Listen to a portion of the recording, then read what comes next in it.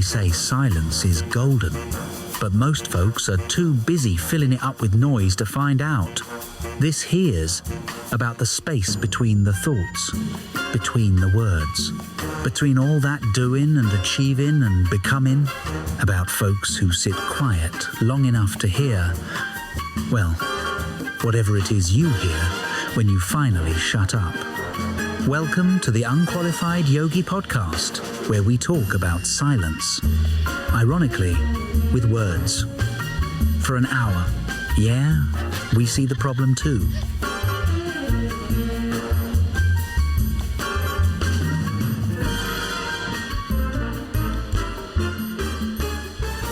We only have an hour, apparently, according to the intro guy. At 1 hour. Yep. I don't Set think your we can clocks. make 1 hour. Set my for AM. Set your alarm. That's right. We're doing this podcast. We're doing this podcast at 7 o'clock in the morning. Yeah. According to Early risers. yes. Welcome to another episode I of think the this is Unqualified episode Yogi. 4. We've made it 4 episodes. 4 episodes. I'm number Look at 4. this. You're number 4. Welcome, Keri Kugler. I think I have been calling you Allison since I booked you.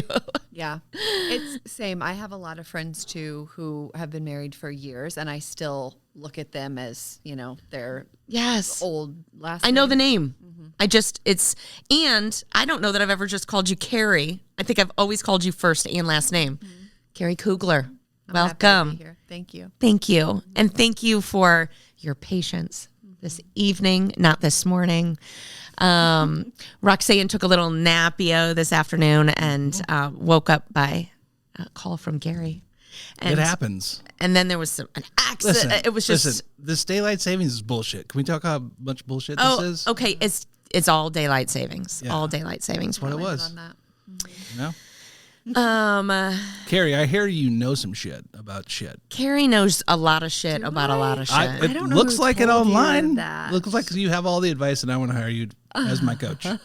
How do I get into being the coachee and you being the coachor? Oh God. Sign up. Is it just as simple as put my name in on a list? First of all, I know a lot of shit about a lot of shit. I only work with women. Oh, I didn't know that. Yeah. That's unfair. I feel like in know. today's No, climate, come on. I do. It's almost like men need the most help these days. I know. Yeah, women only. Well, today can't get any worse. Yeah. All right. Okay. At the very beginning of my coaching journey, I mean, years ago, I had one of my first clients was a man, and he was fantastic. But yeah, I work with the ladies. It's your Sorry, comfort Gare. zone. Yeah. You know it. Yeah. Were you just like, listen, buddy, get the fuck out of here with your bullshit? Like, come on. No, I wasn't. But it took one man. You're like, nope, I'm out. I'm out. Fuck this. You know, you guys are stupid. I think I always knew that it was women, but I was at the beginning of my journey, and he just slipped through the cracks, and it was great. And I was like, okay, that's all I needed to see. Yeah. No offense. I mean, we speak different languages. Yeah. And so, Yeah. and Yeah. What language? Wait. it's part of the charm, Wait. I think, of the two of us Wait. is we do speak different languages. What do you- And 2 languages? I mean, between the two of us, I think there's quite a few more than 2. Yeah. At least. Or less Especially than the 2. Maybe especially the together we nonverbal speak one. languages. Yeah. Nonverbal. Should we talk about nonverbal languages? Sorry, keep going. I love it. I'm gonna shut up now. Oh, it's okay. Well, what were you asking? Nothing. Okay. In particular. Okay, so Keri, I just want to introduce Keri as somebody, and let me just say, I feel like I'm sitting in the dark. Do I have light on me? Yeah. Yeah. Look at this. I feel like I'm like cozy. Let me double appreciate check. it. I don't mind it. Oh Yeah, you look Okay, great. I look yeah, luminous. Luminous. Yes, very. Like I just had I was gonna say like 4 you hours just of sleep. Had a beautiful nap. Day sleep. Day sleep. So Keri and I have known each other for many years. Many. Many. Scott, when I was leaving I was talking to my husband, Scott, and I was like, how long has it been? And it's probably about 15 years because Scott and I have been together 12 and we knew each other before Scott, for sure. So a long time. Wow. Mm-hmm. Hence the last name confusion. Anyone from high school that Yeah. got married, I don't know their That's real what I'm name, saying. you know? Yeah. Yeah, she's going to be Carrie Allison for me forever. Yeah. But Yeah. no, I can make a change. I'm capable. Yeah, that's great. Yeah. That's amazing. How long have you been teaching? 12 years. Because How I long- started okay. when Scott and I got together. That's when I first started teaching. And you did your teacher training at Yoga Source, right? I did. It was With such a great Chris crew. and Sadinder And Jen Jones. and Jen Jones. Oh, that crew. Do you know any of those names? Okay. But I don't remember what I had for breakfast. So don't Those don't people. put any weight into that. That was a great teacher training. Fantastic. And you had teachers that came out of that are still like your class Yep. was kind of Yep. the shit. Yeah, we really were. Yeah. You had Solid Michelle group. Moran in your class too. Jenny Bailey, Michael Yeah. Palumbo. I know that name. Oh my gosh. Rebecca Jarkow. Yeah. It was a good group. Yeah. How many of their last names are changed? Any of them since then? Well, I don't know. We'll put it in the show notes. We'll put it in the show notes. Anyway, when did you start doing yoga? Practicing. I started practicing a month before I signed up for my 200-hour training. Yeah. I took one class. I want to hear this story. I took one class, hot class at Yoga Source, got my, can we curse? Yeah. Okay. Oh, it's preferred. Beautiful. We have explicit language on the. Amazing. Okay. I got my ass kicked and went out into the lobby. Who was the teacher? Do you remember? It was Terry Sobin. Oh my gosh, that's a blast from the Blast past. from the past. Yeah. And I'm sitting in the little lobby and they had a flyer up and I was like, okay, I'm just going to do it. Signed up that next week. And that was literally the start of my journey. What? Tell me, like, what was it that primed you for that moment? Was it after a breakup?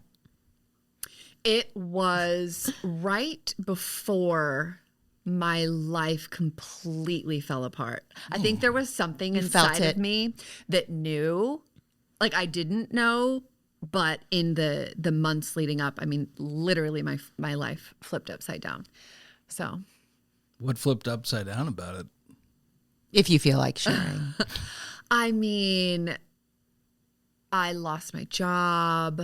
I got out of an engagement that I had been in for like a relationship for 10 years. I moved. My roommate moved out. Just All in 1 month? no. Couple months? Yeah, a few months because it happened towards the end of teacher training, but it was all just kind of brewing, you know? Yeah. You know, I feel like, and as I was racing here, I'm going to cough. Hold on. As I was racing here, I was talking to Keri on the phone, and I had to put my sweet baby Buddha to sleep 2 days ago, and it has been a real struggle for me, and I'm sad.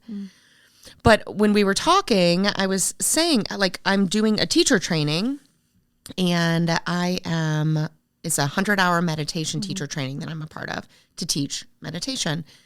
And it has been, I've just had 2 weekends so far. There's 30 weekends left. And it has been transformative. And the homework, like I'm accountable to be meditating on a regular basis, keeping a log.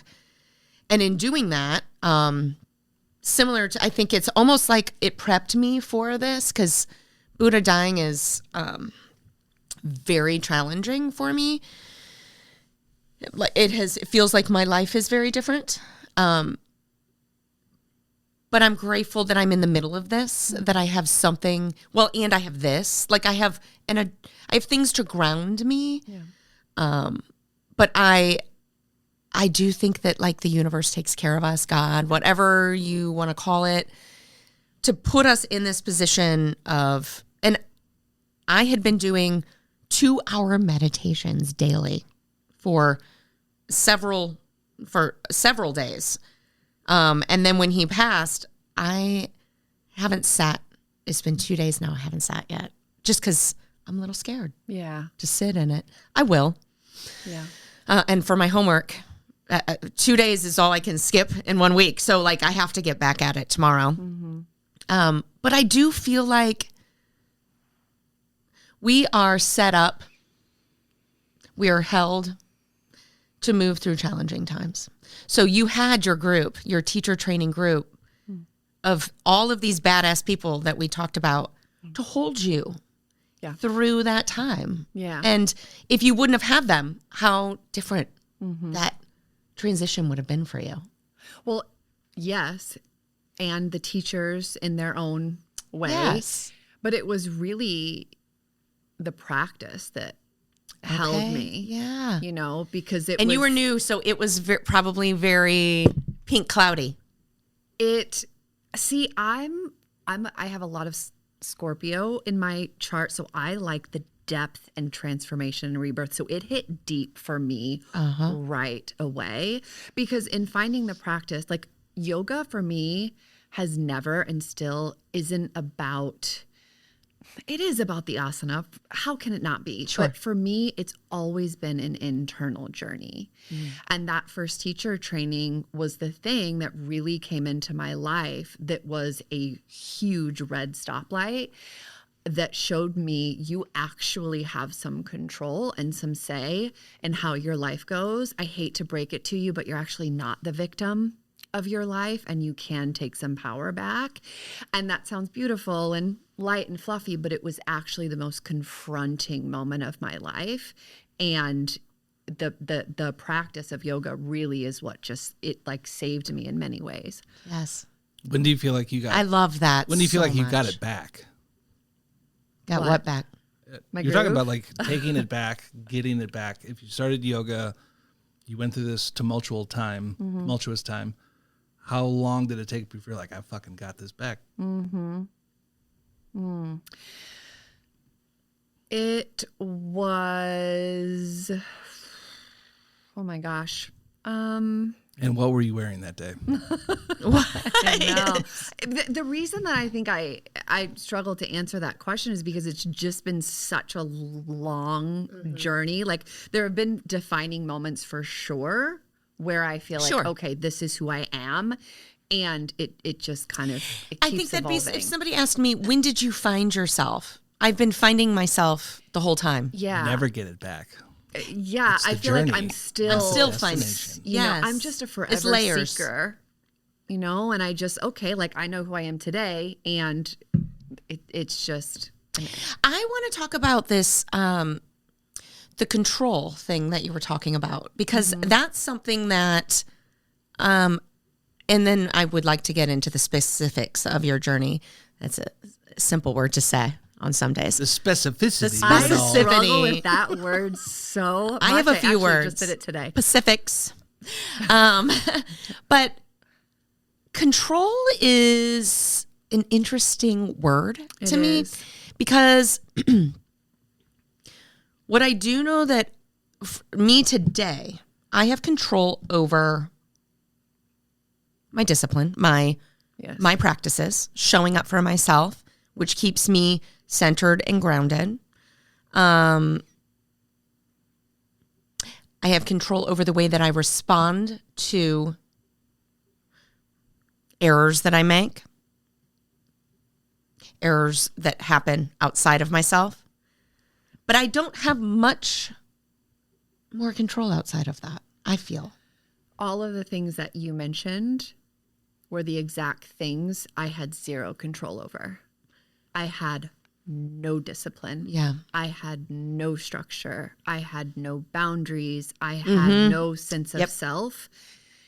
I was a hot mess. Yeah. Yeah. So it was the internal stuff, my habits, my behaviors, all of the things I realized through the practice.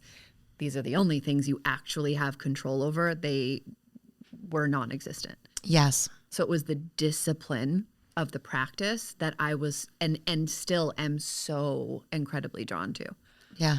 Do you still have a regular practice? Mm-hmm. It looks different. So much different. Yeah. So much different. It's very personal. It's very unapologetic now. It's for you. Yeah. It is. But I'm on my mat every day. Yeah. Yeah. Roxanne, you said pretty much the only thing that you can control is how you react. Respond. Yeah. Yeah. Or respond, react. Why do you think so many people try to control more than that? Like, where does that come from? Well, I think that it's from feeling, well, I don't know is the answer to that because I don't know what's in people's heads. But I know for me, it was non-understanding that I didn't understand myself enough to give other people the same kind of grace.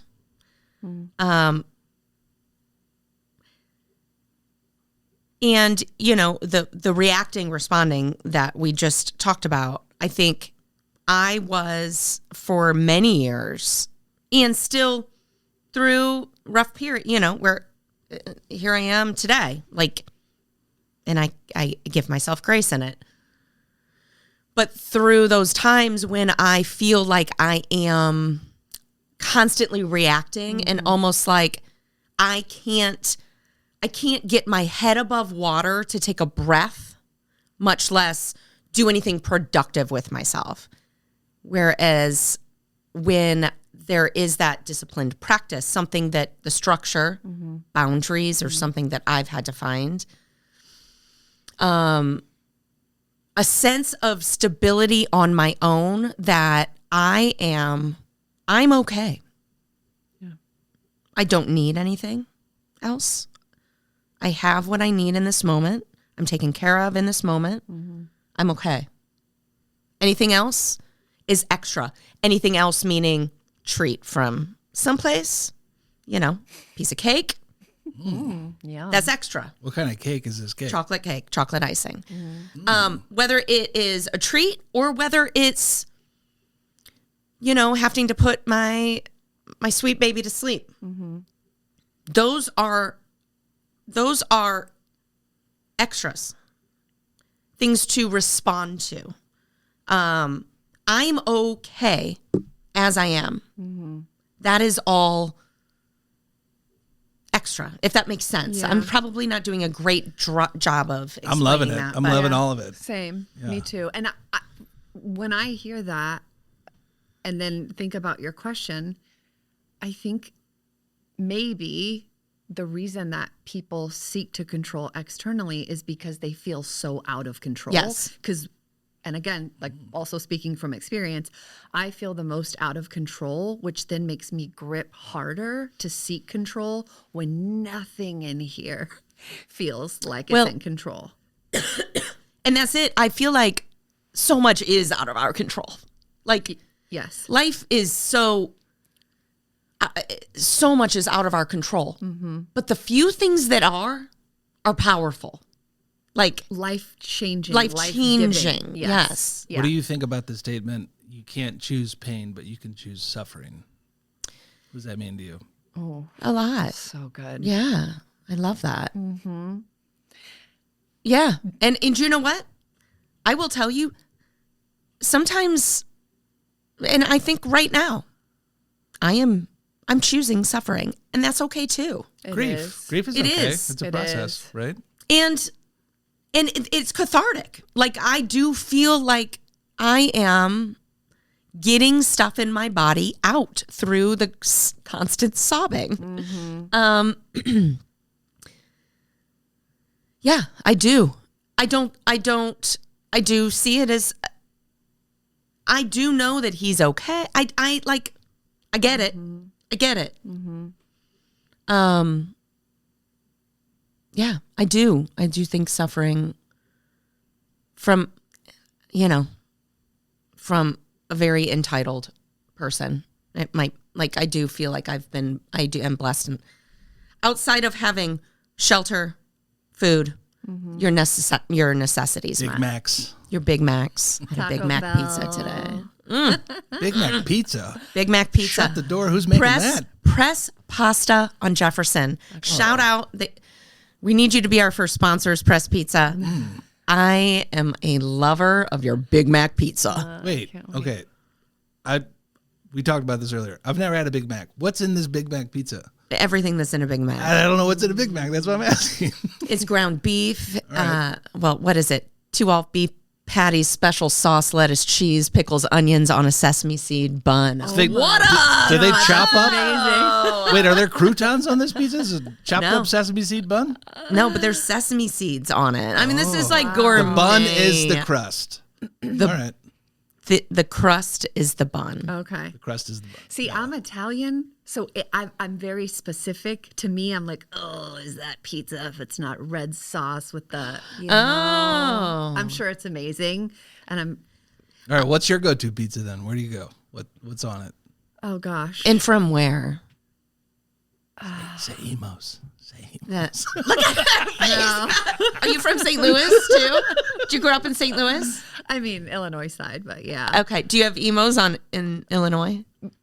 Yes. Okay. We do. Okay. I love Katie's. And why am I blanking?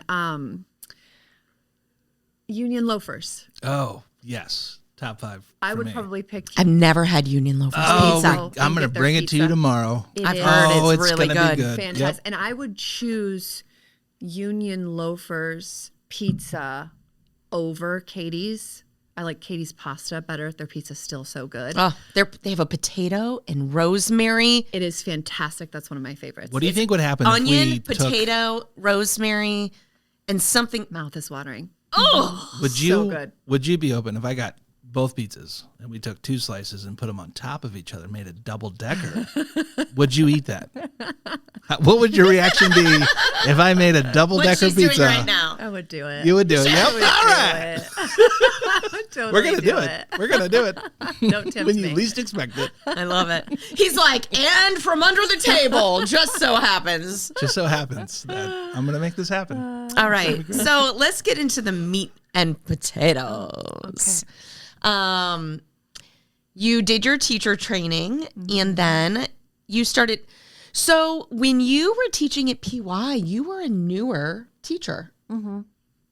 Would never have guessed that. Anybody who's taken Keri's classes, you were made for this. Thank you. You felt it, and you then were able to share it. Was it pretty effortless for you to start teaching?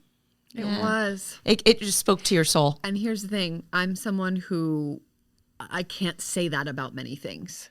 I'm Yeah. not someone who just wasn't naturally good at school or shit like that. Teaching, it's in my bones. You're such a good teacher. Thank you. You speak from, and I think of like Jenny Bailey in the same kind of way when I take her classes.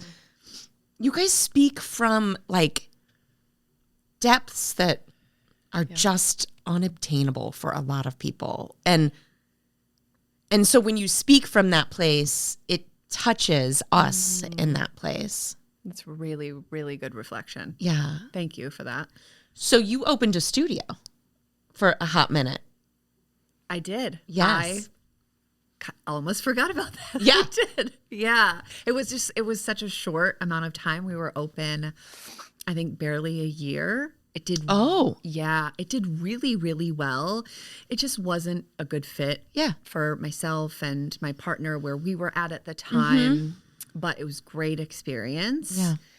And So you did that right out of teacher training. You were like, I got my 200-hour. Let's open a studio. Right out of 200-hour training. Yeah. And I think there would be a part of me to look back and say, what were you doing? What were you thinking? And Going with the flow, Keri. because we got so much flack for doing that from more seasoned teachers and other studio owners being like, what are these new kids on the block doing? So that was challenging. Those voices. Well, would you certify me for suckers? Come on, You got the You certification. certified me. I think Yeah. that's what you're wanting And to you know do. those Yeah. voices. Is there another certification? You just got seasoned real quick because I did. that is a part of teaching and finding your voice is dealing with, I feel like, the criticism of other teachers. You know, Yeah. I teach a different kind of class than other teachers might teach, and there is, and I've heard it, criticism. Like how? I have mine is a little bit, I'm going to say athletic. I'm just going to throw it out. Yeah. You're going to work hard. You're going to sweat. And You're going to do 60 seconds. You're gonna of do a minute plank. Or on your forearm plank. yeah, And honestly, I've counted. It's more like 70 to 75 seconds. It's not true. You're sneaking it I'm in. watching. It feels like you're sneaking it in. I'm not. It feels way longer than 60 seconds. It's so hard. but I do think that, teachers who don't teach, like, that's a very Western approach. Like, it's very Westernized. Okay. And I don't think any of us are super traditional. So Yeah. I had to, you have to just end up saying, I'm owning my I choices. really do. And this is what feels right for me. This is what I like in my practice. People seem to like it. They're coming. And this is what I'm And it takes a while. It 'Cause does. It did for me to really cultivate that ownership of and when you're new, this is, oh my God, it's because you're trying to find yourself. And am I this kind of teacher? And I need to be that teacher over here. you don't have the confidence yet either. But when you come into this place of this is who I am, this is what I teach, actually, I might not be the teacher for you. Yeah. It's so, But there is one. yes, but there is one. There is one. Or multitudes. Yeah. Yes, for sure. How has your yoga voice changed over the years when you're teaching? Is this something you're cognizant of and work on? Like the actual tone or Yeah. what I say? Yeah, the character you turn into when you become a Carrie's teacher. very her when she Yeah. teaches. So you would say like nothing much changes from meeting you outside to the class changing? All right. I mean, Yeah. I don't think so. Those are the best. Yeah. I would say the same. Roxanne, one of my favorite things about Roxanne is she doesn't have a yoga voice. She's Roxanne. Yeah. You know, there is no difference in how Same. she teaches. And Yeah. And because again, just something that is important to me is to not just walk into the studio and teach it. I live this shit, Yeah.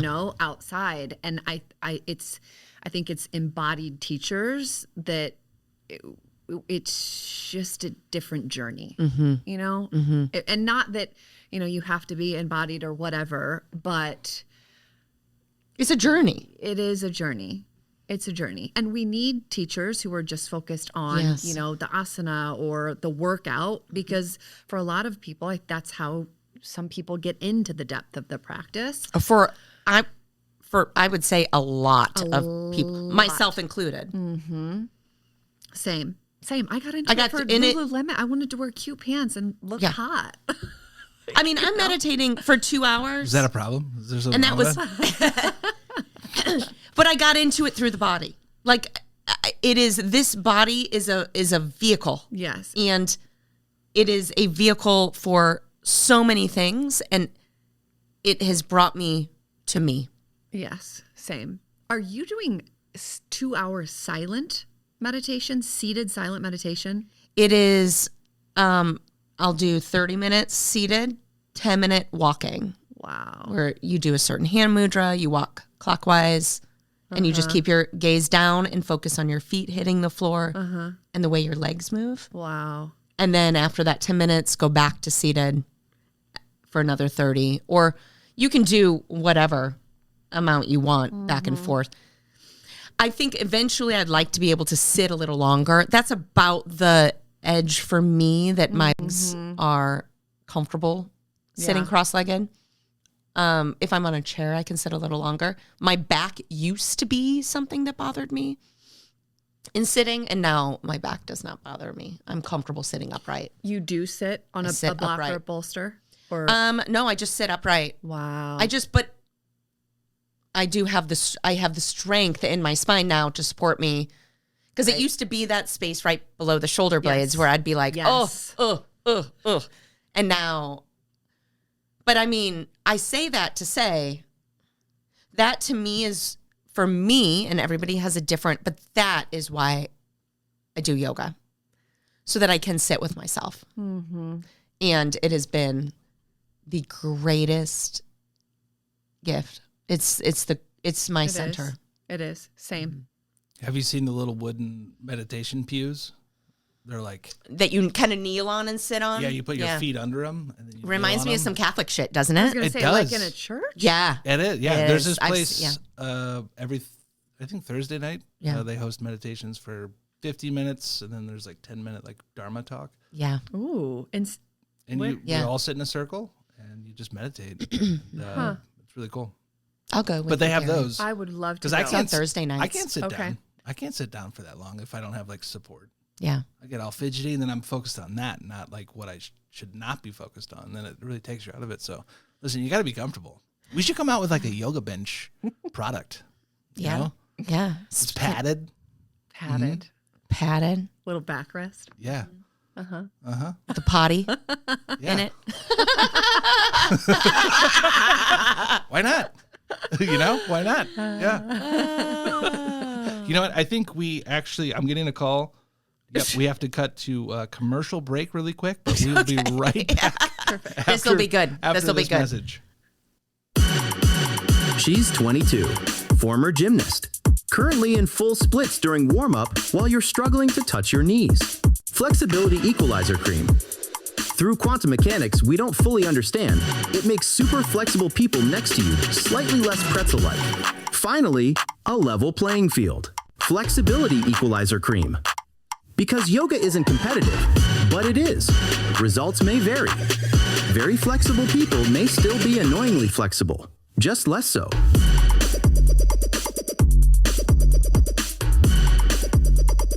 Roxanne, I apologize. I'm having to really dig deep to pay the bills here. I love it. I appreciate the flexibility cream. Right? Would you use it?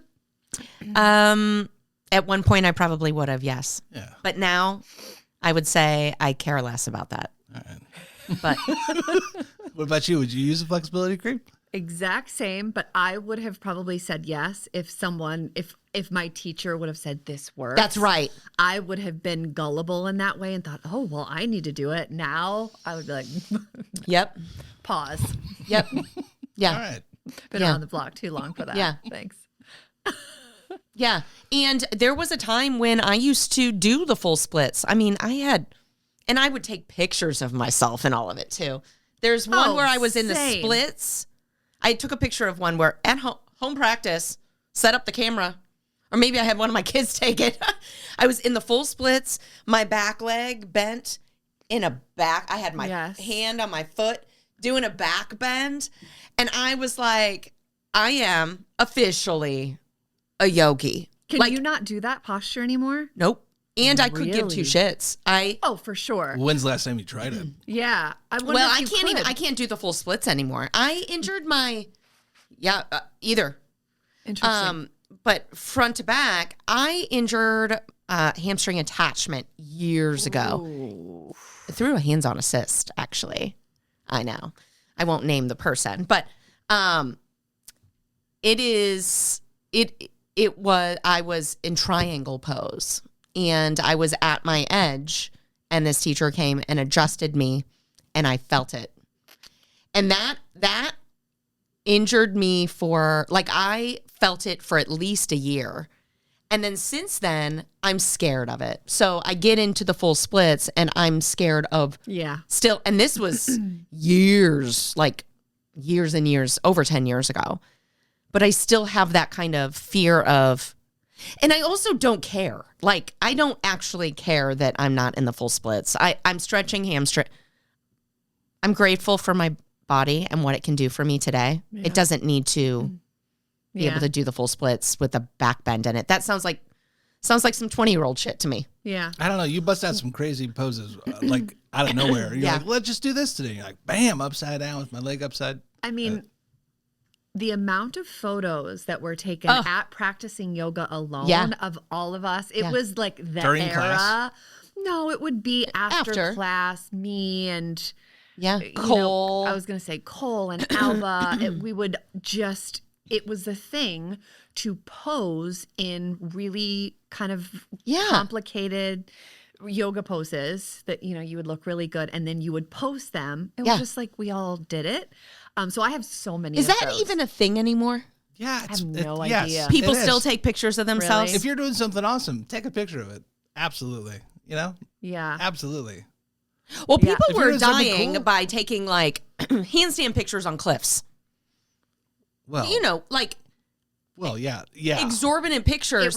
It was getting out of hand. Yeah. I just am wondering if people still do like, let me contort myself like I'm in the circus for likes. for the sake of the sake of the like, gram. Yeah. Tell me you're I'm not sure on they still do. Instagram without saying you're not on Instagram. That's all Instagram is this wild shit. Okay. All day long. It's the wildest shit. Yeah. So if like your feed ends up being like those crazy poses, that's all you see. Yeah. I'm actually pretty jealous that you're not part of this, this torture that we do to ourselves Yeah. of doom scrolling. Are you a doom scroller? No. No? Are you on Instagram? I used to be. I am. Okay. Where can people find you and follow you? Instagram. I've taken a giant step back from Instagram the last, I think it's been 3 months since I've posted, which is the longest I've been away since starting my business in 2018. I'm just doing some redirects and Scoot a little closer to the mic. Oh. There you go. Yeah. I am just kind of moving in a different direction in my business.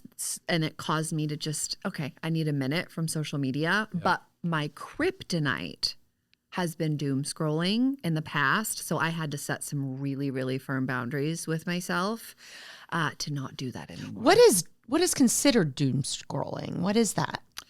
I think it's where, how I would describe it, you are just consuming other people's content, going down rabbit holes, meanwhile feeling like shit about yourself, or maybe comparing your life to someone else's, but like you can't stop. Or I think it's just the mindless scrolling when you could be taking a walk or taking deep breaths.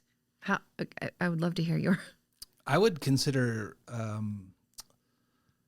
like how many times a day do you like pick up your phone and look at it, right? So we kind of get addicted to it. It's a because the habit. smartest people in the world are engineering these notifications to get us on the phone. So Instagram, I would say, is something I don't participate in very much with posting, but it is really I don't really do Facebook anymore, but Instagram would be the only one where a lot of people that I don't see are, sending me I have so many friend groups where we're just like meme buddies back and forth. We don't even say anything. It's just memes every day. So that's part of doom scrolling. It's just like getting a meme from this person. Oh, and it's like thematic. You know what you're going to get from one person versus the other. Well, see, that feels interactive to me. It does, yeah. And shooting the shit with your friends. To me, doom scrolling is darker than that. No, here's the thing. You open up the meme from one person, and then 45 minutes later, you got a bag of Cheetos all over yourself. And I'm calling you, and I don't know. You're like, what day? Why are you calling me at 6 a.m.? Yeah. I've ordered 3 things. I don't know, forget about that. Yeah. Okay. You black out. You black out. Because I've run my business on Instagram for almost 10 years, I've had to be really, really cautious because that's how I would run my business. So I had to crack the whip and get habits like that. And was that a constant challenge? Yeah. Yeah. Is it, I guess, a constant challenge? Yeah, especially, building a business and seeing other people in my industry doing so well. And I need to be like this. I need to look like that. And I've never wanted to fall into that trap, even from the beginning stages. But there's always that lure of, again, you need to be doing this in reels and all of that shit. And so I've just had to be really, really conscious of my time, my scrolling on there, so that I didn't go into the million different directions that you could go down. I mean, there's the risk that if you stop doing it, especially if you own your own business, you might stop getting as many customers, which means I'm making less money, which means I can't live the life I want to live. Is that how you approach it? Or do you have it maybe at one point? Yes, it's interesting though, because in me taking a step back, I definitely had those fears. And to say that they were gone, I would be lying. But this has been my best year in business, and I've been online the least amount since 2018. I swear. Yep. Because it feels authentic to me, you know? And so it's scary, maybe risky, and there are other opportunities still coming in. Because it just got to a point where even though I wasn't doom scrolling, it doesn't. Felt like you were putting shit out to put shit out. And that doesn't, I can't do that. Yeah. I cannot do things just to sell. Even if it's trending, even if it works, that's why I love you, Keri. Actually can't do it. I know.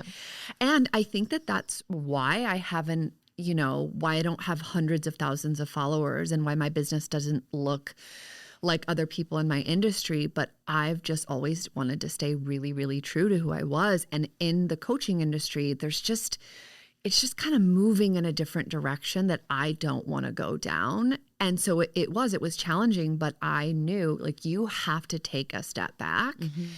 And I certainly don't regret it. And again, it's just these opportunities that are opening up outside of it and the clarity that I'm getting. It's this clarification of you don't have to do it that way. You can do it your way, still stay true, still stay authentic to you. I have so many questions around everything you just said, and it resonates with me so much. I do feel like the social media does not attract me. Like it's not something that I want to do. And even when I was in real estate, it was like, well, you have to be online to get people. And so that's one part. But to clarify, when you talk about your business and coaching, how would you describe your business? Do you call yourself a life coach? Not anymore. So when I started in 2018, for the first 3 to 4 years, I was doing life coaching, empowerment coaching, leadership coaching. But my business grew so quickly and I was doing it all organically on my own with no business experience whatsoever that other women started to notice, and they were coming to me to help them grow their business. So it just organically turned into me being a business coach. Yeah. So now I do more business consulting. So I'm a leadership coach and business consultant for female business owners. Okay. Yeah. And when you say that you've seen the industry shifting and changing, how do you see it? What's that look like for you? It's just so different than what it was years ago. I mean, you can't tell what's real and what's not. And I think the biggest thing is it all started to feel really, really performative. And I can just spot that shit from a mile away. Everybody can smell. Everybody can. Yep. And I just, again, like I can't do it. I'm not drawn to that. It also became very, very much about, look how many followers I'm hitting 6-figure months and 7-figure, 8-figure. And it's like, okay, great. I'm here for that. And let's not forget that we're here for the impact. Let's not forget why we all actually got into this. And like any industry and any, it's everything has a shadow side, but I just feel like that was really, really prominent and something I just needed to take a pause from. I don't know if I've told you this, but I worked with a coach. Did you? And I don't know that she didn't call herself a coach. I don't know what she would call herself. Like maybe that isn't, but I signed up for a year with her, worked with her for a year. Yeah. Made a substantial investment in myself. And we're not cheap. It was not, no. And one of the greatest things that I've done for myself. And what was interesting, and I only know one way to be, and that is authentic. There was a little bit of shame in it for me when I did it and sharing it with people. Like, I've heard people describe life coaches as friends that you're paying for, like to give you honest advice. But now I'm shouting it from the rooftops because it was not that. It is someone who, first of all, helped me really move through some shadow work and some dark stuff that I wouldn't have wanted a friend to move through with me. And just, it was structured. And she just knew what she was doing. And what seemed so crazy to me, like my trauma, if you will, to her was like seen it a million times. These are the steps we go through. And it brought me closer. It just, I learned, I got to know myself. I learned to trust my intuition more than I ever did before. It really, it was amazing. And it all, again, universe, we talked about this. I signed up for it and it ended, it was my mom. I signed up in January, went to a Finding Stillness Within retreat and met this woman there. Signed up in January. My mom was diagnosed in July with pancreatic cancer. And she ended up passing in February. So I had it. I was just, oh, wow. I was held again, what we were talking about. And the whole time, like, I was not a rich person. And the whole time I'm like, I don't know why I'm signing up for this. But I did. Like, I was drawn, I was doing it, and I followed my intuition there. Yeah. She sounds like a great coach. Oh, I mean. Yeah. And again, I'll throw her name out. Lainey Love. She's amazing. And I don't know that she last name Love? That's how she goes by. I don't know what her. That's all I need. I didn't see her birth certificate or social security card. But that's the thing. There are a lot of really incredible coaches out there, business coaches, life coaches. If they're skilled, they know what they're doing, they're intentional and conscious. It truly is, it's a game changer. So how do I know what to look for? Game changer. Let's say I'm interviewing a life coach. Ring, ring, we get on the phone. What questions should I be asking? To know that this is the person for me. It's a feeling. I was going to say. I actually what didn't if I even don't know. feel feelings? I went to this retreat and I was just ready for this. And you do feel feelings, Gary. You do. Maybe. 1 minute. We mask it with our humor, but we feel. But I went to this retreat, long weekend retreat, and this woman Lainey was there, and she was doing astrology readings or something like that. And I went up to her and I was basically like, I don't know what you do, but sign me up. Like I wanted what she had. Yeah. I was attracted That's it. to her. Yes. And I knew that she had something to give me, to share with me. And boy, did she. It's just people that I believe when it's a really great fit like that, I just believe that we have certain soul contracts with people. And that's really when teachers, coaches, guides, healers come into our lives. It's like, I don't know why, but I just need what you have. I don't know what it is about you, but I'm just attracted to it. I need to talk to you, hire you. It's something that you can't well, what are your qualifications? It's this felt. Because your friends, they're not going to do that. And you don't want them to do that. I don't want them. You need so much input from someone else if you don't have great parents that are sticking with you through the whole thing. You need someone to sit down with you, like therapy, for example. Yes. Great. Therapy's awesome. If you haven't tried it, fuck with it.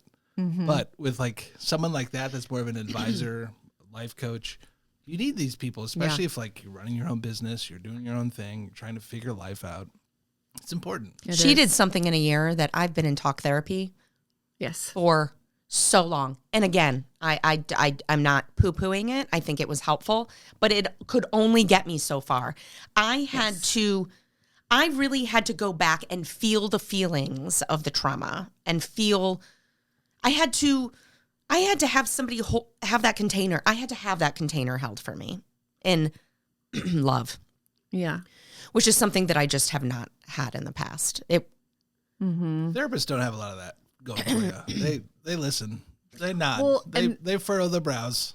The biggest difference, really, if we look at therapy and coaching is more focused on the forward movement, yes. the momentum, the progress, where it's not that we don't, especially if you've got, a great coach, you're going to feel it and you're going to move through it. And we don't sit there. That's right. And that's the thing. A lot of my clients, when I was doing life coaching, said the exact same thing you did. I've been in talk therapy. I've gotten so much out of it. And I feel like I'm not progressing forward in the way that I want. I've told the same stories for 25 years over and over. And coaching really is about creating that pathway through. Again, that momentum. Very few therapists tell you what to do, right? They don't give you advice that way. They listen and they're like, well, what do you think about that? Yeah. Let's dissect that. What happened when you were in fourth grade? I have had therapists tell me what I hear you saying is. Mm-hmm. Yeah. And that has been helpful because they will reframe it in a way that it is what I said, but I didn't realize I was saying it. Yeah. So that has been helpful. Yeah. But I do, to your point, that forward movement, I do remember feeling in talk therapy, okay, but what do I do with it? What do I do? I need homework. Yeah. And when you were getting into life coaching, and I knew you then, I remember this, and you share what you're comfortable sharing, but how was that journey for you in moving into that space? Was it something that felt natural to you, like teaching, or was it something that had some growing pains that you had to find your voice or get settled in that? Mm-hmm. It was very similar to teaching, and I just knew that I was meant to do that. It was weird. I remember teaching at Yoga Source and knowing I'm meant to hold space in this way. And I couldn't put words to it at the time, but I knew you're meant to be leading and guiding people in another way. But that was before I even knew what coaching was. Mm-hmm. So that, again, has come natural. And honestly, I think it's because of the way that I'm able to hold space for people. That's a big part of, and I've had a wild past and upbringing. I think that's why you can hold space for people, because you don't look. I feel like when you've held space for me, you don't look at me in judgment. You look at me with love. Yes. And that is, I've always admired you. I've always thought you were amazing. Thank you. And I have never once felt judgment from you. Oh, and that is that's a great combo. Yeah. Thank you. Yeah. Thank you. And I think that that's another reason why I just always knew I was meant to be a coach and lead people in that way. Not because, I went through a certification program and I saw it in a book or it looked cool, but it's because of the kind of lived experience that I've had and the path that I've walked. It's how can I not lead other people into a transformation? And I've definitely exactly like I have as a yoga teacher. I was shaky at the start of my life coaching journey, and I had not so many, that's traumatic, but a pretty hefty handful of people being like, what are you doing? Family members, just who are you to do this? So it was really, really challenging, a lot to navigate. And I definitely, it was challenging to find my voice in that and my place and not feel like an imposter, not to feel like you have to be perfect and have your life together before you can lead other people. Because the truth is, one, I don't have my life completely together right now. And I certainly didn't in 2017 and 2018, but I knew the places in my life where I had grown, and that's what I led with. Yes. Yes. So that I think is what when I've talked to new teachers and they feel that imposter syndrome, which, I mean, I've been teaching a minute and I still have that. I do too. It doesn't go away. I teach one class every Saturday, and there are still moments where I'm like, yeah, nervous. yes. What kind of class? It's called Soulful Flow I've been to it on Saturday You should mornings. come. Where at? at Namaste in Kirkwood. Okay. On How, Manchester. how does the class open? Walk me through it. Give me a quick demo. So it's 85 degrees. It's Okay. a little warm. I always open up with some kind of like Dharma talk or intention or story from my week and ground them into that. Always have a huge emphasis on the breath. And then, I don't know, would you think that flow it's not beginner by any means, but you're going to sweat. You're going to. It's accessible. I mean, I think that as a new person, it would have been challenging, but it's not like we weren't in the splits doing a back bend. Right. It's approachable for sure. Just and when it comes to the flow itself, it's very kind of classic vinyasa flow. Nothing kind of crazy. I'll tell you the reason that I like Keri's classes is, I mean, they are spicy. You do build some heat, but it's the words. It's not even really What kind of words? My words. Her words. Her voice. What kind of words are those? You have to see it. I'm going to describe it as, which is what I try to do when I'm teaching, but I have a different, obviously, I have a different voice than she has. I don't know if you can tell this. Hello. Yes. But in my own voice. But she, I think, is just an expert at guiding you home to you. And so her words are to get you to just listen more closely to you and hold space for you with love and compassion. And I just think that it's just almost like surgical skill that she can like bring you there. But have you noticed, and I'm sure that you can do the same, I can tell when my students are in their head. 100%. I can tell when they're not in their body. 100%. And it's a skill set. Yes. And I also think it's an intuitive power that we all have. Yeah. I'm an adult child of an alcoholic. Yeah. We have a skill. Yeah. Yeah. And so because of that, we aren't just leading them through postures. I am in the room with them. Mm-hmm. And that's what people feel. Because when I can feel them trailing off or in their heads, I call it out. And it's like, no, get out of your head, out of the head into the body, out of the head into the body. Yes. And people just want to be seen and held. Yes. And that's the kind of yoga class I want to go to. Yeah. Do you walk around or teach from the front? Walks around. I still do hands-on assist too. Oh, yeah. Very rare these days. I That know. shit doesn't happen. I know. Especially if you're a guy. Probably shouldn't be doing it. I don't touch men. Yeah, right? I don't coach men.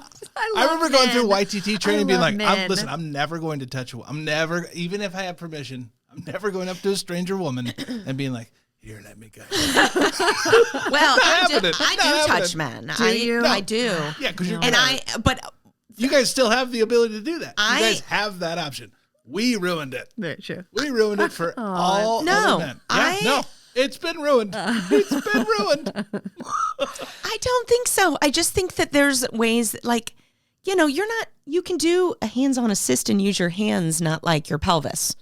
You don't need to be like, I mean, if you can get your pelvis in the mix, you can help with some assists, but you don't need to. That's a good rap lyric. Right? Get your pelvis in the mix. If you could help with the assist. Yeah. Do you still do them? Oh, I love them. I do too. I get feedback from students that they love them too. And they have gotten very out of style. They have. And I heard from a teacher once, and it resonated with me, and so I stick with it. Instead of at the beginning of class saying, is there anybody who doesn't want to be touched? I do hands-on assists.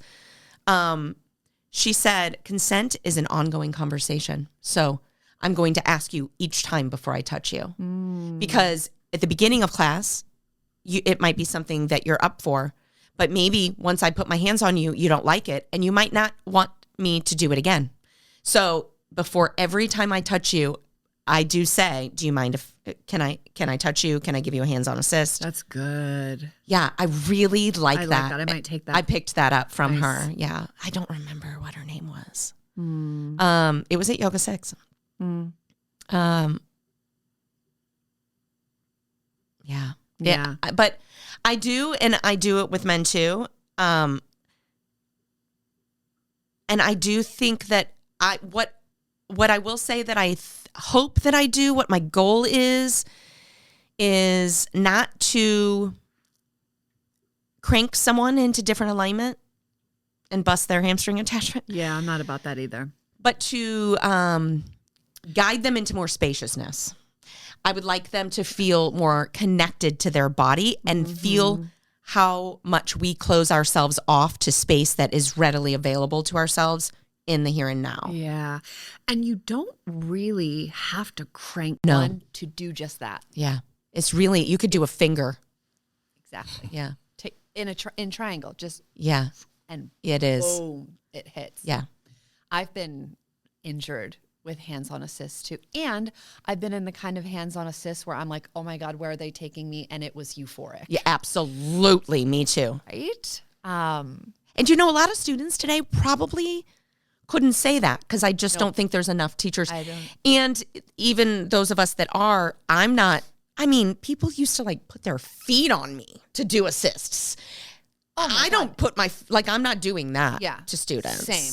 Yeah. I've just classic Yeah. down dog, Yes. triangle, Yes. you know. Guidance. Yes. Why can't we put feet on people if it used to be good? You know, what if they're washed? Yeah, Like you clean feet. can. It's just different. It's Like, different. Yeah, just different. I think Imagine asking that. Who wants a foot on assist? Yeah. Raise your foot if you don't who's scared want of my feet? Take a raise look your at him. foot if you don't want a foot on assist. But I think that a couple things, what you mentioned, tried. I I think tried once. trauma informed has had a huge impact on the way that people are comfortable touching other people. I do feel like because I do have that read, I can tell. I do my best. I think I'm pretty close to it. That I can tell if I just come close to somebody, I can feel their body tense. Yes. That's not somebody I'm going to touch. yeah. New students, if they're brand new to my class, I'm probably not going to touch them. The more I know you, the more I'm going to get my hands on you. Exact same. The deeper assists you're probably going to get the more I know you.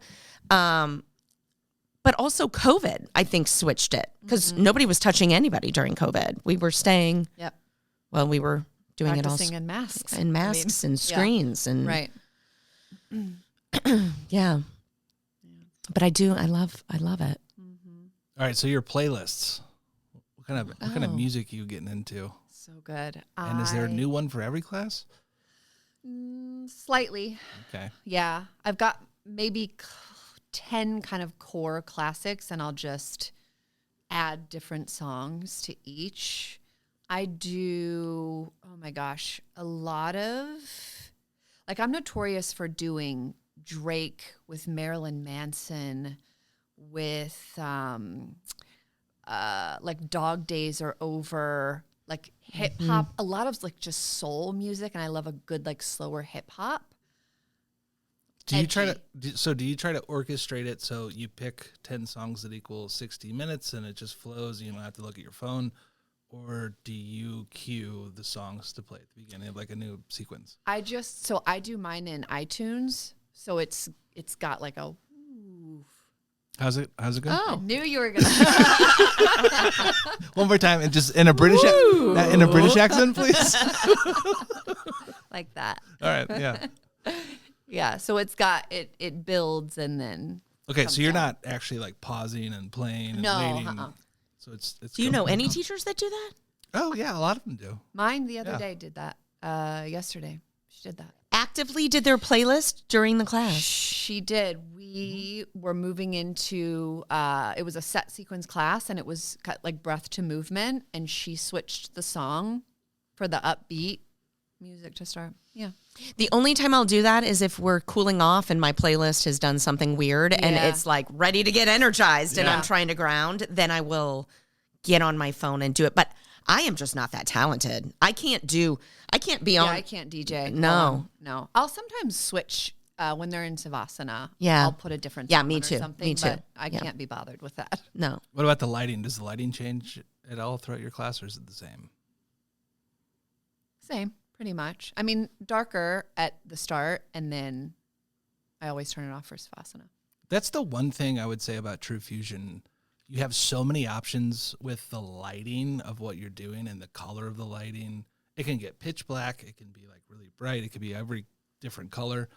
A lot of people are changing these lights a lot of the time, and especially when you're balancing, it can get really dark.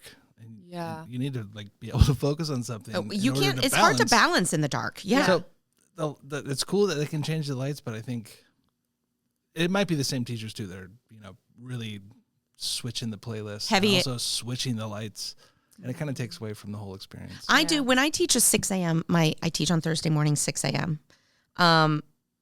We start off very dimly lit, and I'm maybe a little weird about it because while I couldn't DJ while I'm teaching, I can walk over and it has a dimmer switch on the lights. So I will progressively, when we do a warm up in the dimly lit, we're in sun A's, I bring it up just a little bit.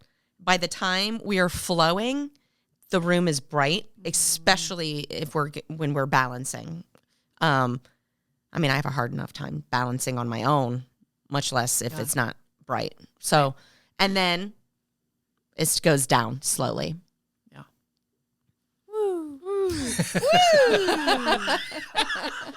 So while Yes. you feel like you were made for teaching and for coaching, has it always just been has there been any bumps in the road? Anything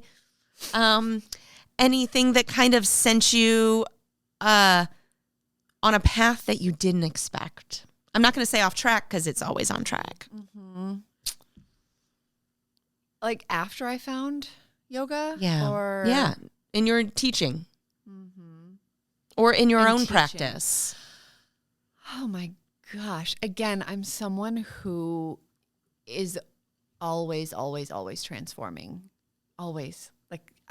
So it's hard for me to even say that because there have been so many detours and bumps in the roads and dark nights of the soul. I honestly couldn't even pinpoint one. Dark But- nights of the soul. I love that phrase. Oh, It's gonna be the There's name. some Of it. That's Deepak gonna be the Chopra name stuff. of this episode. love that. All right. So when was the last time you got arrested? Oh, yeah. That's a question that we didn't ask Siriatma when she came on. I realized that. I realized it too. I was very Love her. disappointed. Have you ever been arrested? And if you don't want to answer, we can leave it at that. I have. You have. Yes. Yes. We're have a high. Everyone's been arrested. Yeah. Do you want to share the story? Were you 13 driving No. somebody's mom's car? No, it was alcohol related. Early Usually is. 20s. Yeah. Always. Yeah. Yep. Yeah. Mine was that hit and run. Yeah. Yeah. Lessons. None of those kinds of bumps and bruises in the last Right? 12 to 15 years. That was a long time ago, luckily. But Makes me nervous just thinking about that time of my life. Like, Same. oh my gosh, my I can't husband and believe. I often we're like, how did we even survive? Like, how did we get here because of the shit that we have done? Way less surveillance back then. Way Now, less. Thank God. We'd be busted. Thank God. But yeah, there have been many moments, and I mean, motherhood. Jesus, my son is 5. Oh my God. I mean, that has been an awakening in and of itself, and still is. 5. It's funny, right? Motherhood, unlike teaching and being a coach, is not something that has come easy to me. Oh, okay. Now, me and my son, you see us and we are like, zoom. Yep. We have this gravitational pull, and motherhood has been one of the hardest things I've ever experienced. Yeah. Yeah. Can we hit kids again, or is that still not a? No. I don't think No, so. it's still Well, not I don't think so. I mean, fashion. I think people still do. Yeah. I wish it would come back. I got spanked, but Oh, I yeah, got me spanked by too. a little boy. Yeah. I worked in a kids' clothing store for years, and people would come As in. a kid? As an adult. Like, what? Yeah. But I Sweatshop. used to manage them. Okay. Anyway, kids would be acting up in the store, and I have had multiple parents would buy belts Oh, to beat their kids in the store. Why buy a belt when a throat chop is free? Right. You know? Throat chop? I think that different strokes for times. different folks. I Yeah. mean, and I do think culturally it Yeah. is different. It's out of season. Out of season. You know, For the we record. don't need to go down that road, but I do think that Hitting your child is parenting- wrong for the record. I'm just kidding. Yeah. I mean, we do not condone violence We on don't. this podcast. but some kids. No, I'm just kidding. But it's fun to think about. It's a little fun to think about, you know? I mean, okay, but I digress. Being a parent is something that you don't get. They don't care about your discipline. My son's like, oh, yeah, bitch. Okay. Yeah. Yeah. Sure. You think you're okay? Watch Yeah. this. Yeah, for Let's sure. see how you do today. That's exactly what he waits. And Little every sleep. And make me macaroni right now. Yeah. Yes. And then Yeah, make the macaroni for macaroni dinner. and I don't want it anymore. I Uh-huh. prefer this. Yeah. And I go. And the favorite thing in the whole world. he is Yeah. everything Yeah. to me. It's like, it's so interesting because I even still have glimpses of my old life, my old freedom, and I miss it. And I do not ever want to know a world Yeah. where that little boy Is is not not in in it. it. And he brings me to my knees nearly every Yes. single day. But I You're wouldn't in the trade it. thick of it at 5. I mean, with my kids being gone, my daughter's in New Orleans, my son's in Pittsburgh, and I talked to my daughter today. I mean, and she's one of my favorite people on this planet. And I'm so grateful for her. We FaceTime. She showed me around her new apartment, told me about, she did her own yoga practice this morning. nice. Like, it's amazing. And when they left, I was I was on my knees, Oh, God. like a depression for two. I got some medication for it. It was Yeah. like, what now? Like, I have been a mom. Like, that was just what I did. And even though I was part-time parent, because half the time they were with their dad, it was all that I mean, it was like the forefront of my mind all of the time. So when they're gone and they're adults and they're doing their own thing, they don't need me in the same kind of way. Who am I now? Yeah. What do I do now? I mean, crazy. It was my favorite time of my life raising the two of them. My favorite God, I'm going to cry. time of my life. And it is over. Yeah. And so now it is up to me to create a new, which look at me. Yeah. I'm Look at doing it. you. But it is up to me to create a new kind of life for myself. Has your daughter come back around to taking, or maybe she never stopped taking your advice, but is she back to receptive, like yoga advice? Or is she still like, Mom, I know? You know, I would like to, they might have a different opinion, but I would like to feel like I am not a huge advice giver.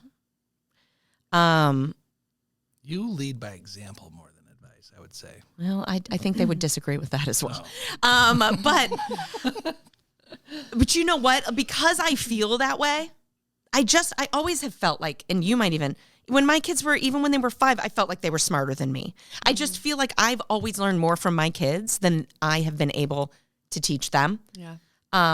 If I've taught them, I mean, I've obviously taught them. You have. Morgan is, she is doing what she does hair, and she's happy with what she's doing.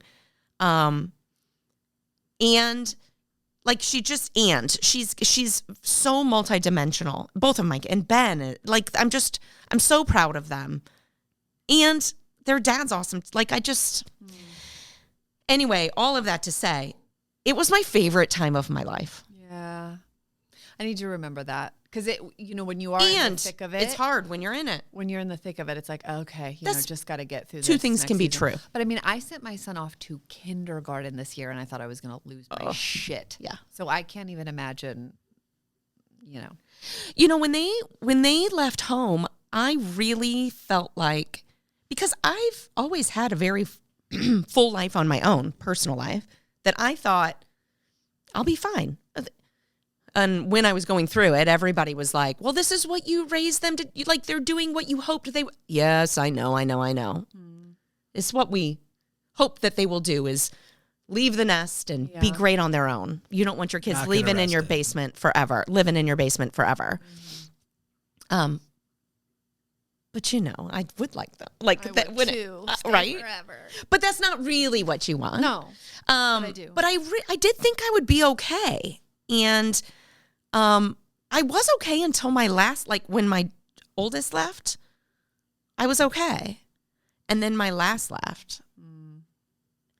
And it was like, yeah. Kind of like I feel now at my house. This cat, man, he was my life partner. And there's a tangible hole. Yeah.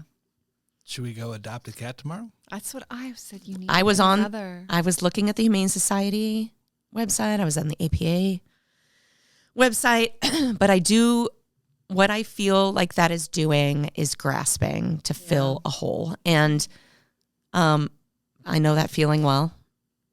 And I'm not going to say that I don't grasp to fill holes, because I do, but it is not an intention. I want to be able to sit and feel it and allow the grief to move through me. It sucks ass. Yeah. Oh my God, it sucks so bad. It really does. But I do feel like I am being seasoned for something else that is necessary. So I'm in the pain and I am not liking it, and I'm a crybaby and telling everybody how much it sucks. And I'm going to be such a stereotypical, make me vomit in my mouth yogi and saying I'm grateful for it. I love it. I'm grateful for the pain. Yeah. I know. How? Oh, see, because it's true. It's authentic. It is true. It's true. It's true. I do know. And this was what we were kind of talking on I feel like the hardest times of my life, the most painful to move through. And I'm not even going to diminish, what I want to say right now is, I know I just lost a cat, but I'm not going to say that because it's real pain for me. Yeah. A family member. He has been my. How old was he? I don't know, because we got him. He was a little older he was not a kitten. I'm going to put him at maybe 17, 18. Wow, that's a long time to have a pet.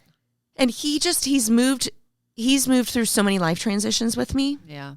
I've been married twice, engaged once besides those two. Buddha's been with me longer than any of those. And he just is my, he's who I went to bed with. He slept with me through the night. When I showered, he would fucking sit there. With you every day? He would watch me while I showered. He admired me. I've never had anyone or anything love me like Buddha. And anyway, what I do know is that all of this pain is preparation. It is healing. And I'm here for it. It's building your vessel. It is building my vessel. Expand on that for me. Give me some. I mean, I think pain is really our greatest teacher. And I do. I think it's the pain. I think it's the challenging moments that build the vessel. And what does that mean? I think our capacity to be able to hold the life that we desire, and not just from like a, I want more, but the bigness and the fullness. We have to go through these moments. It expands us. It brings more. My meditation teacher uses the word a lot, texture. It brings more texture, more richness. More richness, for sure. I, as you know, a month ago lost my grandmother. Yeah. Last grandma, and grief is just such a wild ride. And that's kind of how I would explain it, because grief's one of those things that doesn't give a shit about how much personal development work you do, how much spiritual work. Now, granted, I can't imagine going through this with my grandma and not having this work, because I see how my mom and my sister are processing it, and it's not, and no judgment, but I want to just say, like, let go, let me, feel it. And they will. In their own time. They will. But it's grief doesn't care, And I think in a way, when we are on a journey like this, we almost feel it even more. We feel it even deeper. Yeah. But it's like, since I've let myself be in the pain, be in suffering without trying to fix it. And it's those moments where, oh my God, I'm going to get deep for a second. Is that okay? I like it. It's that moment where you're so sad and you really let yourself just like ugly girl cry, where for me anyways, it's that moment of, oh shit, am I going to come out of this? This feels so intense. Am I going to be okay? Can I let myself go to the depths of this and be okay? And you do. Yes. And you come out, and even sitting here, it's like, I'm more, I don't know. You have the capacity to hold all of your feelings. Yes. That is how I learned that after my mom passed. And, I don't have any grandparents. I don't have any parents. I don't have any pets. I mean, I'm like alone. You've got us. I am not alone. No. I know that, and I feel that. I'm grateful for both of you. And thank you for, this is an interesting turn to the conversation, but it's organic, and I appreciate it. It's yoga. What I learned with my mom passing was that I think I've always been, before my dad passed, I was a daddy's girl. And I remember telling people that when my dad goes, I'm going to have to be locked up in a hospital for a while. Like, I'm going to lose my shit.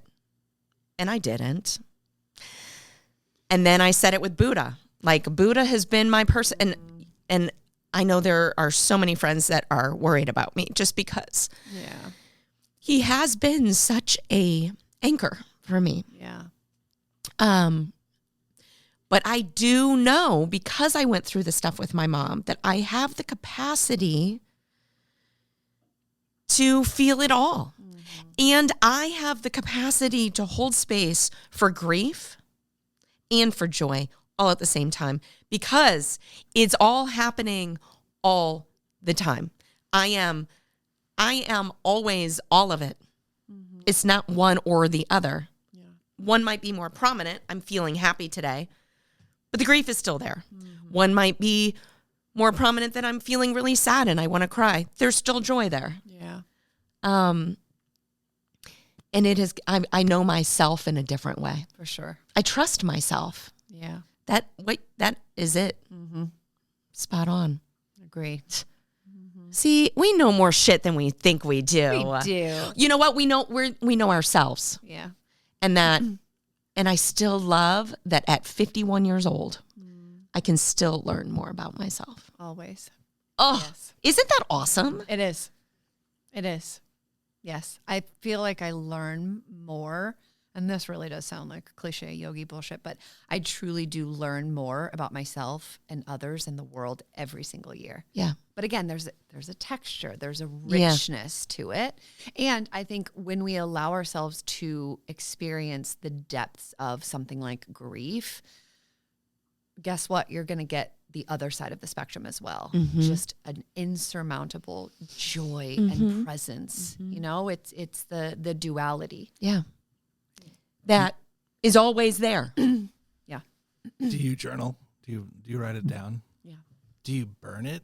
I don't. You know what's So interesting? you have a long I decades? have stacks of journals that I tell Scott, my husband, I'm like, honey, if God forbid, when I go, if anyone reads these journals, it's crazy. I read some of my mom's that I shouldn't have. Oh yeah. And that, no. I wouldn't want anyone to read mine either. No. Crazy talk in It's there. it's crazy, Crazy private. talk. Yeah. I was going through and I'm like, oh God. Oh God, Keri. But it's funny. As much as like each year I get to know myself better, I don't change all that much. Girl, you up to your same shit. That's right. I'm still journaling about the same shit. I don't know. Like when you look at a plant growing multiple times a day, it never appears to grow. Yeah. Yeah. You know what I mean? Yeah, Like for sure. If you're gone for a while and you come back. So Yeah. like looking at yourself in the mirror, like you never appear to get older. But if you look at a picture from 5 years ago, you're like, fuck. Yeah. Yeah. What? Yeah. Very true. Yeah. Yeah, I don't know. Wow. I mean, I look at my before I burned them, I was looking through them and thinking, it's crazy that I'm like, I've journaled for so long, and it's so like and I just keep saying the same shit over and over and over. Maybe I should burn mine. It was really Should we do a seance? powerful. It is a full moon. Well, it was on Tuesday, but Yeah. I felt that shit too. oh God, Mercury retrograde is coming. It is a it's an intense astrological year, potentially one of the most challenging that we will ever see in our lifetimes. This week, this time period, but this first week in November is Wait, why? It's What's going on? I don't Fill me in. we would be here I don't have the language. ever. Have you looked into human design? That's what I'm kind of gauging it off of. Which one are you? I'm a generator. Oh, yeah. 6'3" generator. What are you? Manifesting generator. Nice. Do you know what you are? I've never heard of this, any of this. What's your astrological sign? Sagittarius. Okay. Libra? Libra. All right. This is like man, it's been a while since I've really looked into it, but it's like astrology, a little bit of Hinduism, and like two other things. So basically like someone reads your entire This is human design. Yeah, it's called human design, based off of the exact latitude and longitude and time that you were born. Yeah.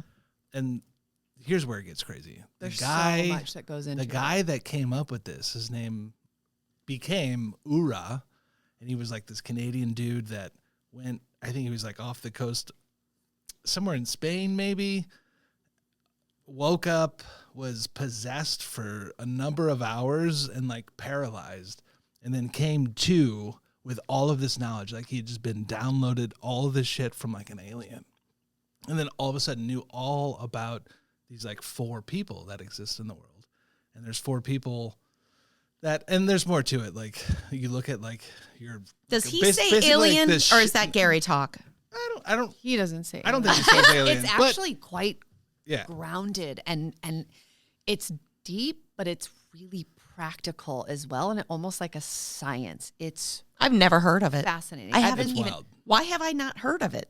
I've been studying it. It's a little weird. It really. I mean, I think I've been studying it for if so long. you were to it's just- explain this to your mom and dad, they'd be like, what the fuck are you talking about? But if like you're in this community, you're like, yeah, all right, yeah. Especially when someone who reads your human design to you, you're like, What? The first time this happened, it was like 90 minutes. And Peter sat down and like just like looked me in the eyes, told me all about myself and how I should be acting and reacting to certain situations, both in the business world and like professionally. And he was just like, this is how you should maybe think about. It was like a therapy mixed with astrology, mixed with someone reading into my inner soul. It was weird, but I was down for it. I was remember cool. talking to somebody about what's the Myers-Briggs or Myers-Briggs, whatever. yeah. Personality Yes. test thing. And INFJ. ENFP. Oh, damn it. I was so wrong. And the E is interesting. I don't know about that. But I was talking and I was saying that, like, I really resist putting people in boxes in that way and labeling like that. And her response was, that's very typical for you. Like, Well, isn't that perfect? you would. Well, you can change. Your Myers-Briggs can change throughout your life. Like, Yeah. You know, But this was not, I don't know that it was Myers-Briggs she was talking about. There was Enneagram? Enneagram. That's what it was. Yeah. What number are you? I don't know. I don't remember. Because I do really like. I'm a 6. What does that mean? I don't remember. Yeah, I don't that know was much a- about Enneagram. I know I'm a 3, but yeah, I've took a deep dive into human design. I started in 2020 and have just with that along with Kabbalah have just continued to get deeper and deeper and deeper. That's exactly what a 3 would do. Wait, tell me about Kabbalah. You're into Kabbalah. I don't know what Kabbalah is. Lay it on Yeah, me. I'm actually going to see my teacher in person in Chicago next weekend. Wasn't Madonna into Kabbalah? She was. Hey, what's Kabbalah?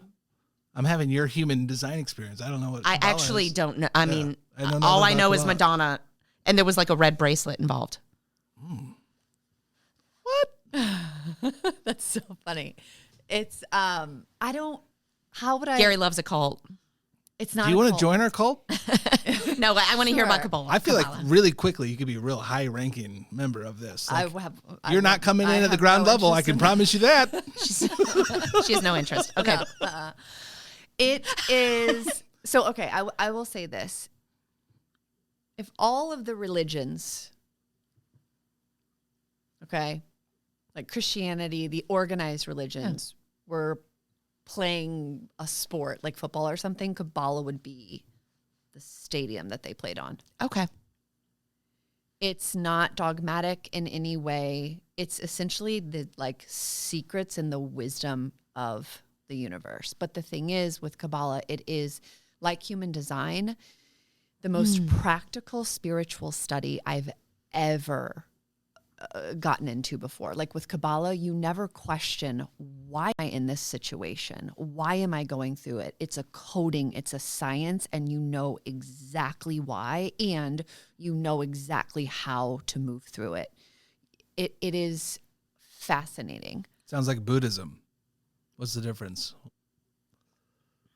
I don't know a whole lot about Buddhism, so I wouldn't be able to say what the big difference is.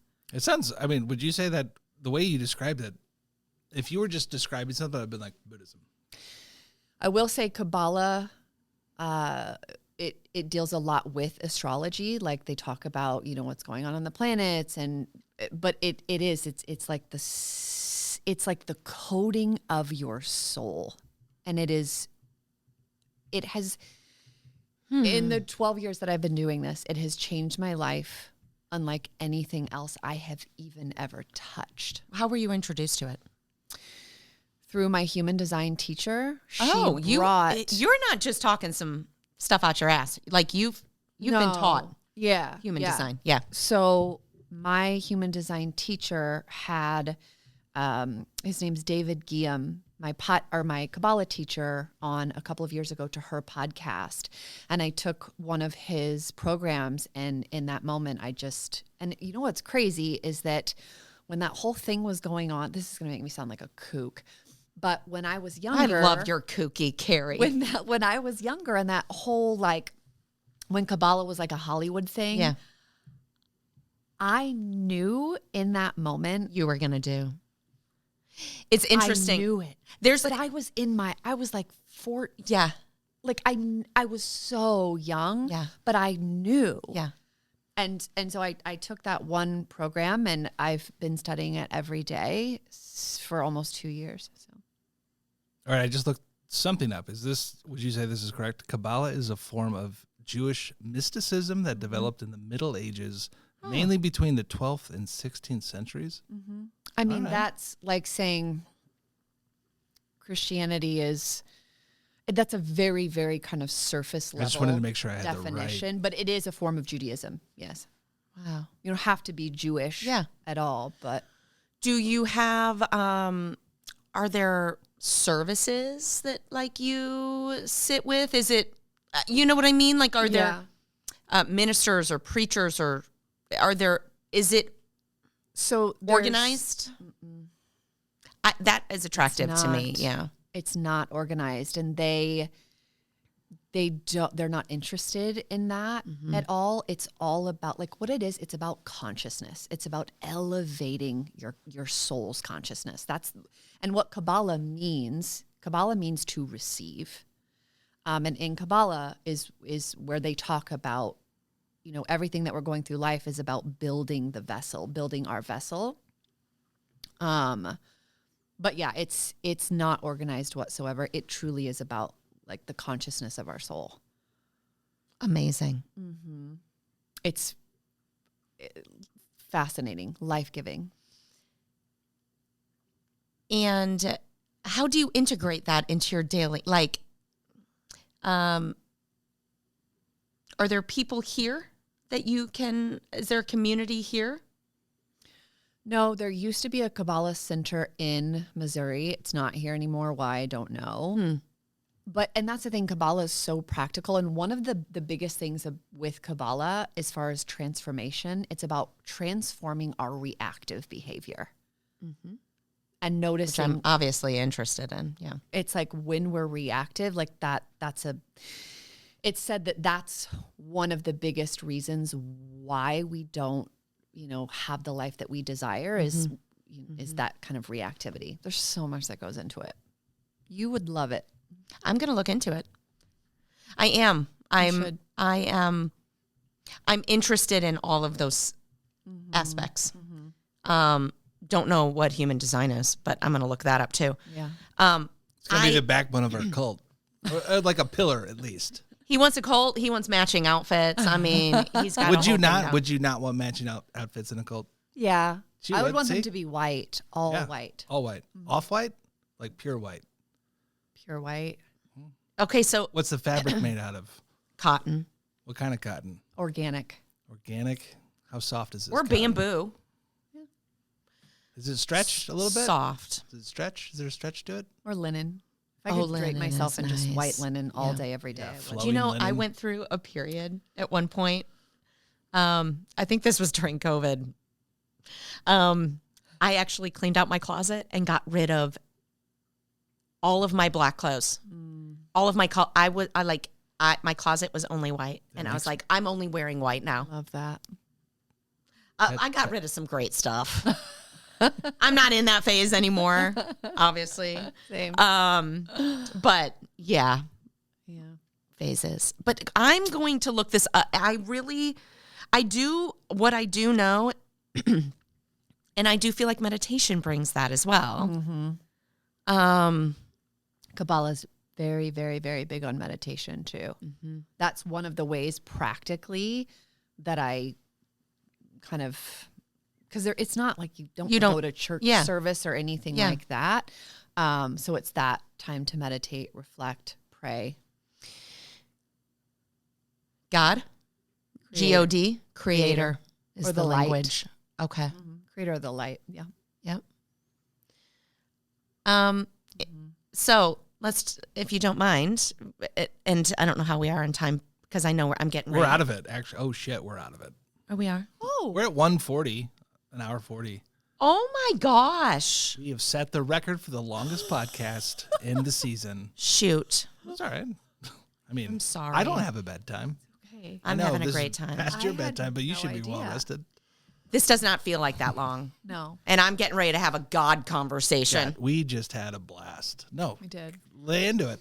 Well, and we'll lay it just, on I me. mean, we can't get into it briefly, but in yoga, I'm not scared of the God word. Like, it does not ruffle my feathers. Yeah. I don't see in my personal mind's eye a man in a robe with a beard, like, in heaven type thing. I use God as more of like source. Yeah. source. In teaching,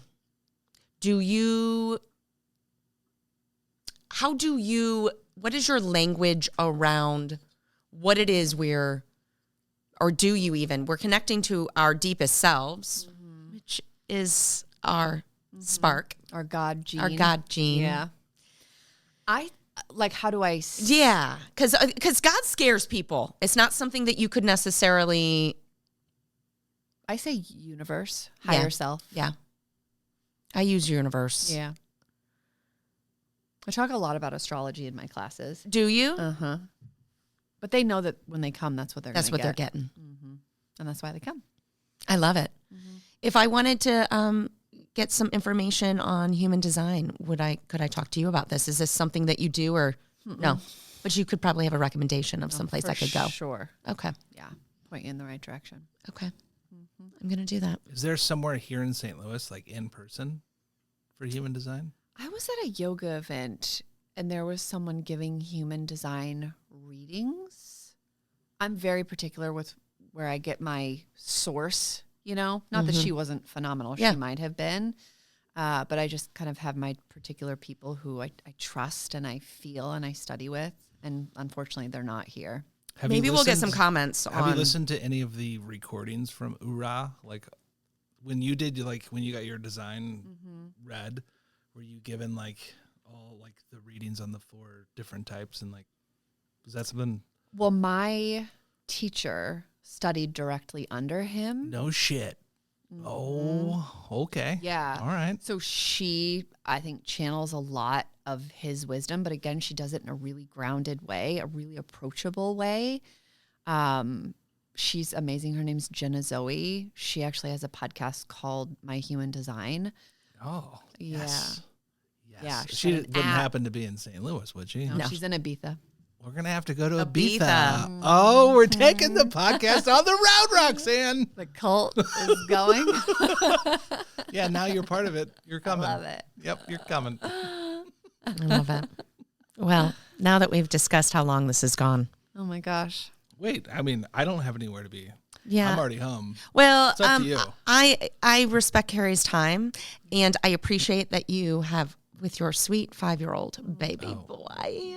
Thank you for spending time with us It was Thank so you. fun. and sharing your heart with everyone. That I know that there are people that the old PY days that miss you, and they can find you at Namaste on Saturday mornings. Saturday mornings. Only class you're doing right now. Yeah. Probably ever. Okay. Yeah. That's famous last words, right? Yeah, very, very true. Yeah. Yeah. Did you ever completely leave teaching? I did Yeah. a couple of times. Okay. And couldn't stay away. I couldn't. Yeah. No, I thought once I had Calvin that, that was the end of the road. Pull me back in. Yeah. Well, we're lucky to have you. Yeah.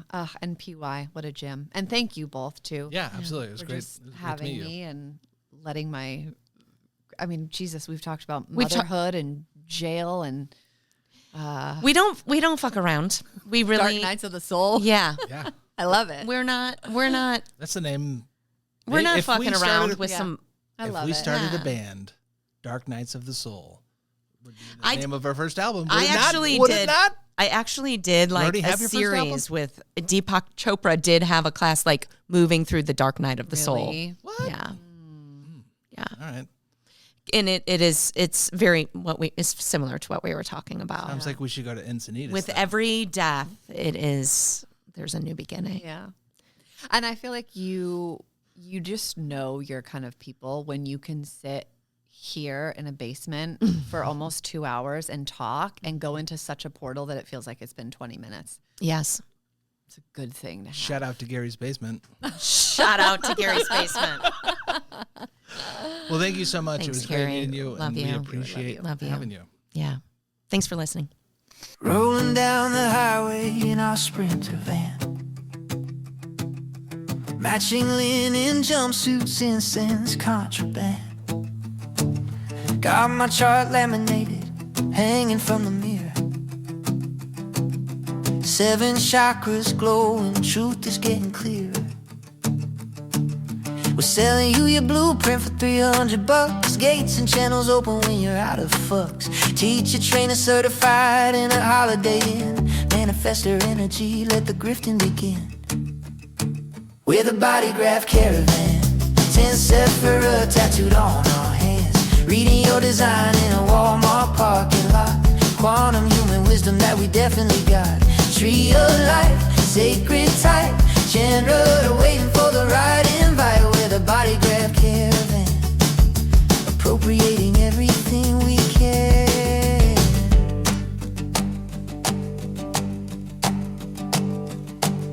Met a girl in Tucson, said her aura's blue. Sold her a membership for levels 1 through 2. Mercury's in retrograde, her cycle's undefined. That'll be 5,000 for some peace of mind.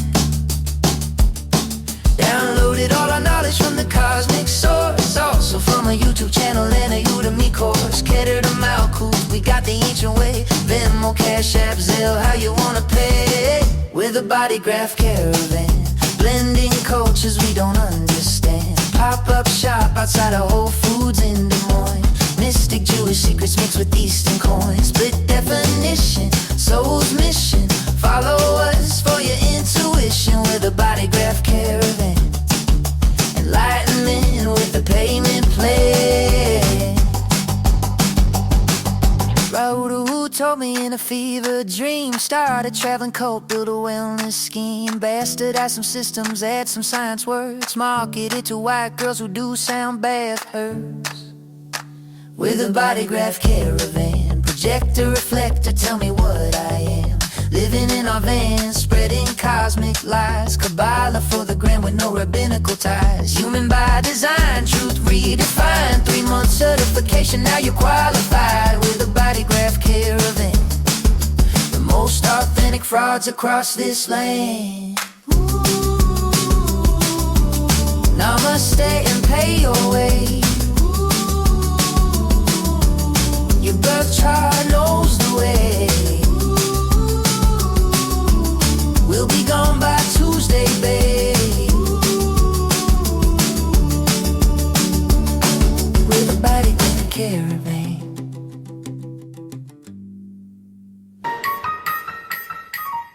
Well, that's about all we got for you today.